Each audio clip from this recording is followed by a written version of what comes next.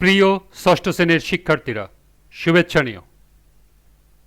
আজকে আমি তোমাদের বাংলা বইয়ের পঞ্চম অধ্যায় বুঝে পড়ি লিখতে শিখি এর ৬৫ পৃষ্ঠার কাজগুলো সমাধান করে দেব। প্রথমে তোমাদের বলবো, যারা আমার চ্যানেলটি সাবস্ক্রাইব করো নাই তারা আমার চ্যানেলটি সাবস্ক্রাইব করবে এবং আমার সাথে থাকবে। তাহলে চলো আমরা ক্লাস শুরু করি। ৬৫ পৃষ্ঠার শুরুতেই আছে বলি ও লিখি। ৭১-এর দিনগুলি রচনায় লেখক যা বলেছেন তা নিজের ভাষায় বলো এবং নিজের ভাষায় লেখো। অর্থাৎ ৭১-এর দিনগুলি একটি রচনা যে দেওয়া আছে এখানে, এই রচনাটি তোমার নিজের ভাষায় লিখতে হবে। তো চলো এখন আমরা এটার সমাধান দেখে নিই।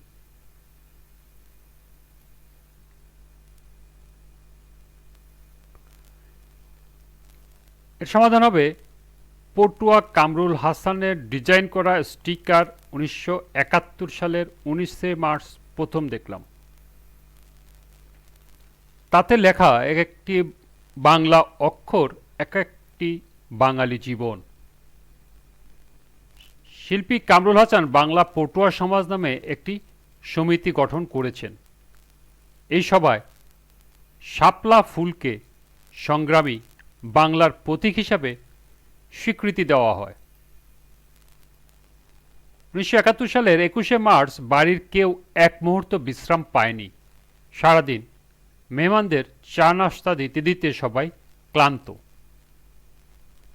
দেশের বর্তমান ঘটনা প্রবাহে সবাই প্রবল উত্তেজনা বোধ করছে। ১৯৭১ সালের ২৩শে মার্চ প্রতিরোধ দিবস। জনসাধারণের মাঝে বিপুল সাড়া ও উদ্দীপনা লক্ষ্য করা যাচ্ছে। সকালবেলা সবাই মিলে বাড়ির ছাদে স্বাধীন বাংলাদেশের নতুন পতাকা ওড়ালাম। বুকের মধ্যে শিরশির করে উঠল। মনের মধ্যে আনন্দ, উত্তেজনা, প্রত্যাশা, ভয়, আতঙ্ক সব কিছু একসাথে ভর করল। বাড়ির সবাই মিলে গাড়ি করে সারা শহর ঘুরে বেড়ালাম। সব বাড়ির ছাদে কালো পতাকার পাশাপাশি স্বাধীন বাংলাদেশের নতুন পতাকা উড়ছে। শহীদ মিনারের সামনে শিল্পী কামরুল হাসানের আঁকা কয়েকটি দুর্দান্ত পোস্টার দেখলাম। তাহলে এই ছিল বলি ও লিখি ৭১-এর দিনগুলি রচনায় লেখক যা বলেছেন তার নিজের ভাষায় লেখা। তোমরা এগুলো এখান থেকে নোট করে নিতে পারো।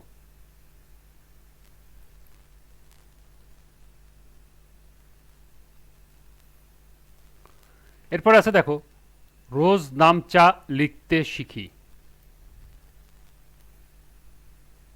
প্রতিদিন অনেক ঘটনা ঘটে। এসব ঘটনা নিজের মতো করে লিখে রাখা যায়। এভাবে লিখে রাখা বিবরণকে রোজ নামচা বলে। অর্থাৎ রোজ নামচা কাকে বলে, বা তোমাকে যদি জিজ্ঞাসা করা হয় বা প্রশ্ন করে রোজ নামচা লেখা কি, তাহলে তুমি এখান থেকে লিখে দিতে পারো।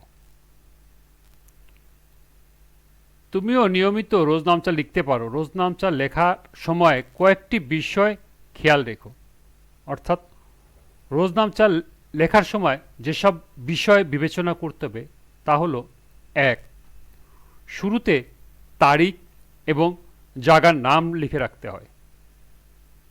২. বর্ণনা পূর্ণ বাক্যে লিখতে হয়। ৩. বাক্যে এমন ক্রিয়া ব্যবহার করতে হয় যা দিয়ে বোঝা যায় কাজটি হয়ে গেছে। যেমন সকালে সাঁতার কাটলাম অথবা সকালে সাঁতার কেটেছি। সর্বশেষ ৪. ব্যক্তিগত বিবরণের পাশাপাশি ওই দিনে ঘটা গুরুত্বপূর্ণ বিষয়ের কথাও লেখা যায়। তাহলে এই ছিল একটা রোজ নামচা লিখতে হলে যা যা বিষয় বিবেচনা করা যায়, মানে এই বিষয়গুলো বিবেচনা করে রোজনামচা লিখতে হবে।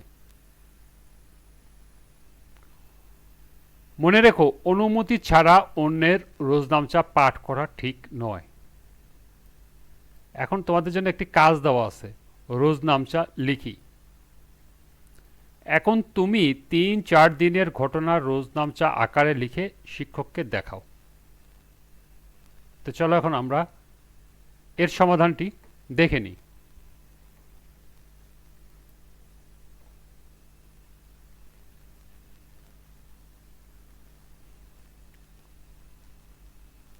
এখানে বলেছে ৩-৪ দিনের রোজনামচা আকারে লিখে শিক্ষককে দেখাও। আমি এখানে তোমাদের জন্য ৩ দিনের একটি ঘটনার রোজনামচা লিখেছি। তোমরা এই নমুনা উত্তরটি দেখে নাও। ১৬ই মে ২০২৪ বৃহস্পতিবার, ঢাকা। আজ বাংলা ক্লাসের স্যার মুক্তিযুদ্ধের ইতিহাস তুলে ধরলেন। আলোচনা শেষে শ্রেণীতে মুক্তিযুদ্ধের সময়ের যে কোনো ৩ দিনের রোজনামচা লিখতে দিলেন। আমি সাগ্রহে ৩ দিনের রোজনামচা লিখে স্যারের কাছে জমা দিলাম। এরপরে দ্বিতীয় দিনের ঘটনা, ১৭ই মে ২০২৪ শুক্রবার, ঢাকা। ছুটির দিন বিধায় বাবার সাথে বিকেলে বেড়ানোর উদ্দেশ্যে বের হলাম। স্থানীয় একটি পার্কে ঘুরে বেড়ালাম। পরন্ত বিকেলে ঘুরে বেড়ানোর সাথে বাদাম খাওয়ার মজাও উপভোগ করলাম। সন্ধ্যা ঘনিয়ে আসায় বাড়ি ফেরার তাগিদ অনুভব করলাম।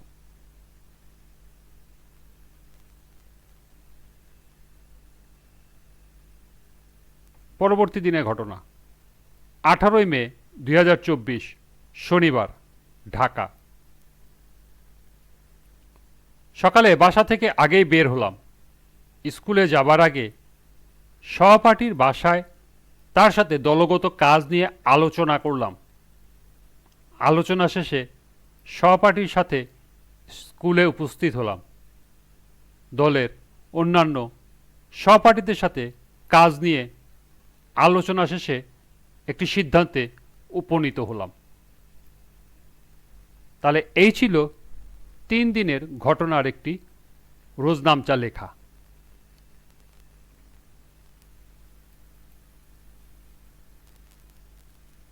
এরই সাথে প্রথম পরিচ্ছেদের সমাপ্তি।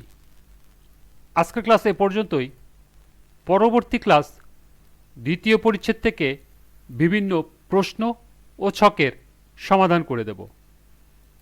সবাইকে আবারও বলছি, যারা আমার চ্যানেলটি সাবস্ক্রাইব করো নাই তারা আমার চ্যানেলটি সাবস্ক্রাইব করবে এবং আমার সাথে থাকবে। সবাইকে আবারও শুভেচ্ছা জানিয়ে আজকের মতো আমি এখানেই বিদায় নিচ্ছি। আল্লাহ হাফেজ।